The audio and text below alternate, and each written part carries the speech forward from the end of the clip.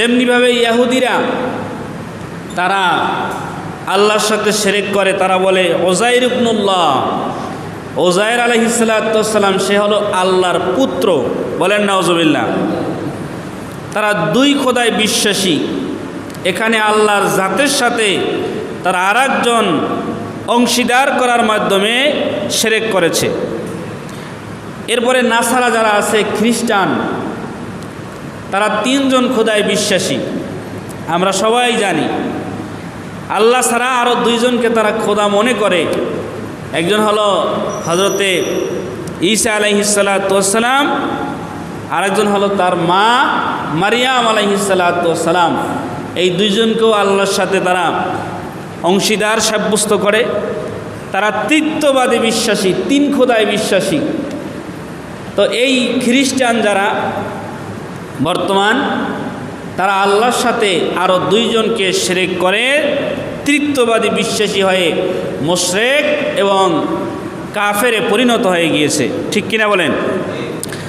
আর যারা পৌত্তলিক আছে, পূজা করে, এই যে বর্তমানে পূজার সময় যারা পৌত্তলিক, তারা তো আর একজন আর দুইজনকে খোদা মানে না, তাদের 18,000 আছে দেবতা, বলেন নাউজুবিল্লাহ।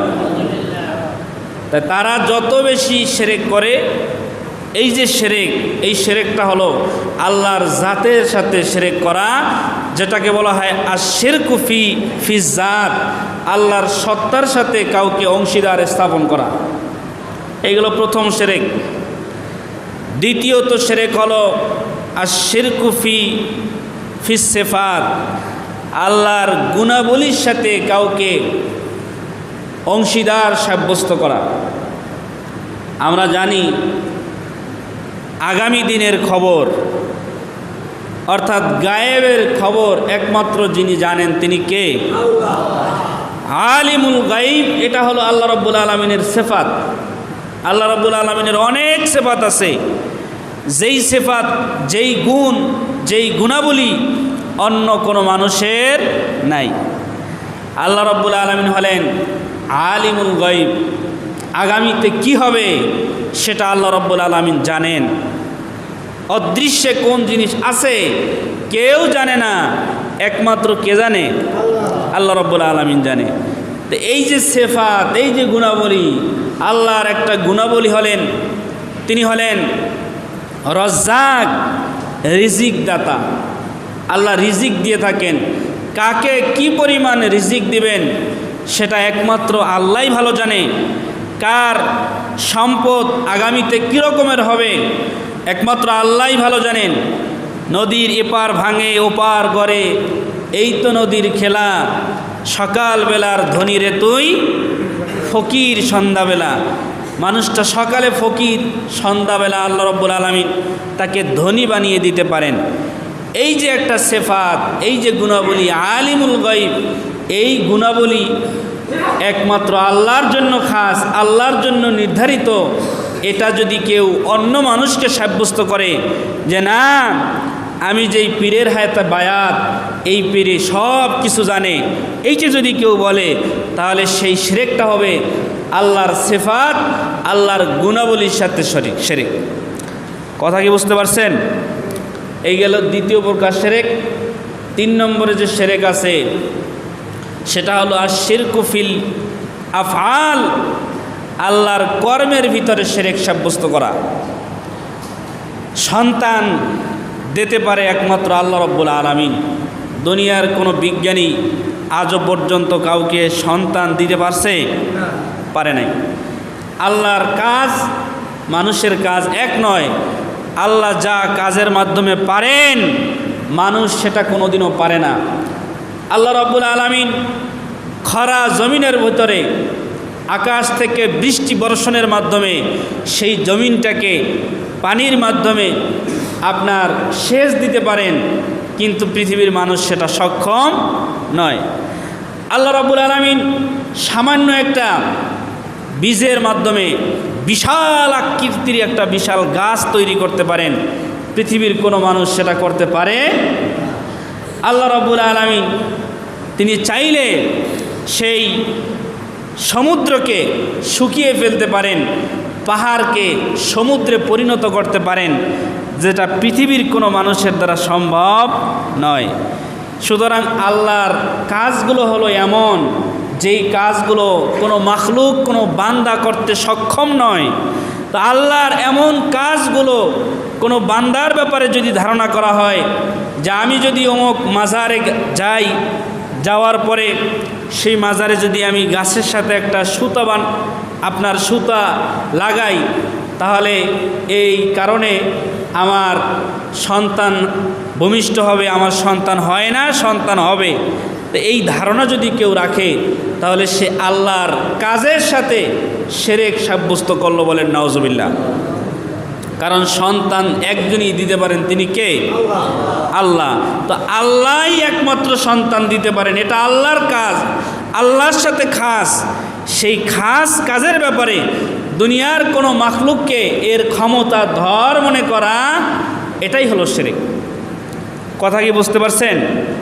বলবেন যে এই রকমের কি আছে নাকি? আপনাদের আশেপাশেই আছে, যেটা আমি নিজ চোখে দেখেছি। যে এই যে আপনাদের এই জায়গাটার নাম হলো লোহা কৈর, একটা মাজার আছে না, লোহা কৈর নামে। ওখানে আপনারা গেছেন?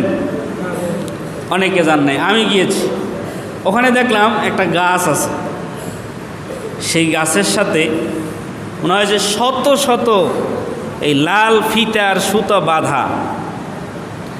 এগুলো কোনো হরিদাস পাল আর চন্দ্রশীল টানায় নাই, ওগুলো আমার আপনার মতো আব্দুর রহমান, আবদুল্লাহ, আব্দুল মালেক নামে মুসলমানরাই ওই লাল ফিতা বেঁধেছে। ঠিক কিনা বলেন? তাদের আকীদা কি, বিশ্বাস কি? তাদের বিশ্বাস হলো এই লাল ফিতা টানানোর মাধ্যমে কোনো একটা কল্যাণ হবে। সেই মাজারের গাছে এখনও গিয়ে দেখবেন, আমি মিথ্যা বলিনি, আমি নিজ চোখে দেখে এসে তারপরে বলতেছি যে তারা মাজারের সেই গাছের ভিতরে লাল ফিতা বাঁধে এই বিশ্বাসে যে এর মাধ্যমে তার মনের একটা নেক আশা এটা পূরণ হবে, বলেন নাউজুবিল্লাহ।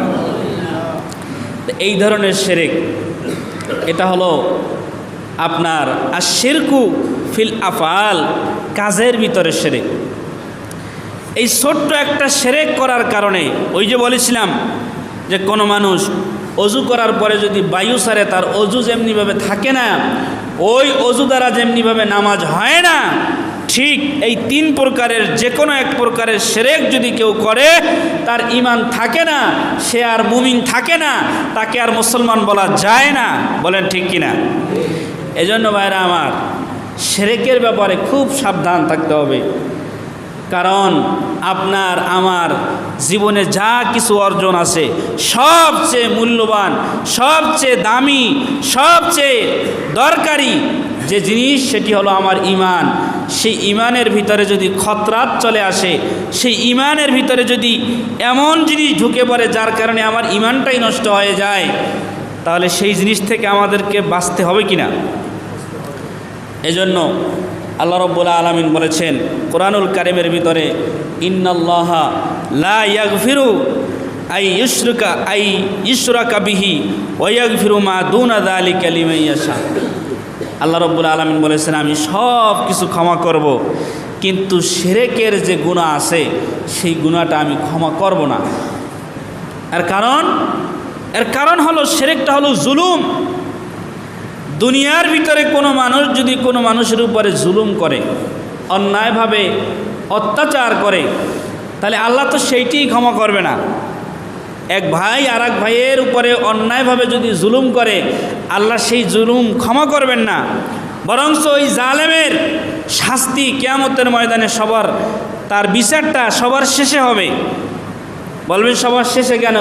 সবার শেষে এই জন্য হবে, হাসরের ময়দানের একটা দিন দুনিয়ার দিনের তুলনায় 50,000 বছরের সমান হাসরের ময়দানে একটা দিন হবে। যেই সময়ে সূর্যটা মাথার উপরে থাকবে, আল্লাহ রাব্বুল আলামিন ওই জালেমের বিচার পরে এই জন্য করবেন যে তোর বিচার পরে হবে, তুই ভালো করছো না খারাপ করছো সেটা আমি পরে দেখব, আগে হাসরের মাঠে এই কঠিন মুসিবতের সময়ে তুই হাজার হাজার লক্ষ লক্ষ মিলিয়ন মিলিয়ন বছরের পর বছর তুই দাঁড়িয়ে থাক, তোর বিচার সবার পরে হবে। কারণ তুই দুনিয়ার ভিতরে অন্য একজন মুসলমান ভাইকে, অন্য একজন বিধর্মী ভাইকেও যদি জুলুম করে, সেই জালেমের বিচার আল্লাহ পরে করবেন, তার শাস্তিটা বিচারের আগেই আল্লাহ শুরু করে দিবেন। বলেন নাউজুবিল্লাহি মিন যালিক। তাই দুনিয়ার মানুষের উপরে যদি কেউ জুলুম করে, সেটাই যদি আল্লাহর কাছে এত বড় গুরুতর অপরাধ হয়, তাহলে যেই আল্লাহ আপনাকে আমাকে সৃষ্টি করেছেন, সেই আল্লাহর উপরে যদি কেউ জুলুম করে, আল্লাহর উপরে যদি কেউ অবিচার করে, আল্লাহ কি সেটা বরদাস্ত করতে পারে? পারে না। এই জন্য আল্লাহ বলেছে ইন্না শিরকা লা যুলমুন আযীম, শিরকটা হলো সবচেয়ে বড় জুলুম। আল্লাহ আমাকে সৃষ্টি করেছেন, আল্লাহ আমাকে খাওয়ায়, আল্লাহ আমাকে রেজেক দেয়, আল্লাহ আমাকে আলো বাতাস দিয়ে বাঁচিয়ে রেখেছেন। আমি যদি বলি সেই আল্লাহর সাথে আরেকজন শিরক, আরেকজন কেউ আছে, যিনি যার মাধ্যমে আমরা বৃষ্টি পেয়ে থাকি, যার মাধ্যমে আমরা ভালো থাকি, যার মাধ্যমে আমাদের মনের আশা পূর্ণ হয়, আল্লাহ বলেন এমন শিরক যদি কেউ করে, তাহলে আমি আল্লাহ সেটা বরদাস্ত করি না। ওই মুশরিককে আমি খাঁটি তওবা ছাড়া, তওবায়ে নসুহা ছাড়া আমি তাকে মাফ করি না।